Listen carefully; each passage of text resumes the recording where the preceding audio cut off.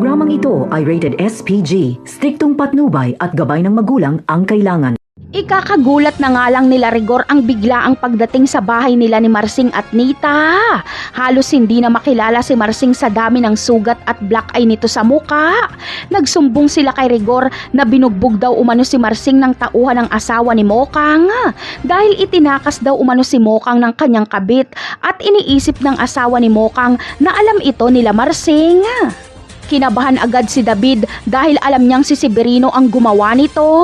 Agad na kumuha ng baril si Rigor para hanapin si Severino dahil nasa San Dimas pa rin ito at pinaghahanap si Mokang. Kumuha din ng baril si David at sumunod kay Rigor. Hindi niya hayaang mahuli ni Rigor si Severino dahil baka mabunyag na buhay pa si Ramon at masira din ang plano nila ni Olga. Pero hindi rin hahayaan ni David na makabalik si Severino sa mansyon dahil baka may makuha itong impormasyon tungkol sa nagtakas kay Mokang na si Tanggol at makapagsumbong pa ito kay Ramon.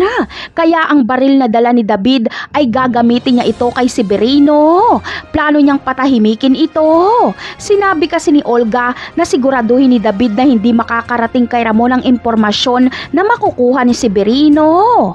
Kaya naman, kapag mahuli ni David si Severino, ay katapusan na ni Severino. Maililigtas lang siya kapag dumating si Rigor dahil siguradong pipigilan ni Rigor si David at siya na ang bahalang umaresto kay Severino. Dito ay mapag-aalaman ni Rigor na kasamahan ni Ramon Montenegro itong si Severino sa pagtakas noon sa kulungan. Napakarami pa nating dapat abangan sa mga susunod na episode. Paalam!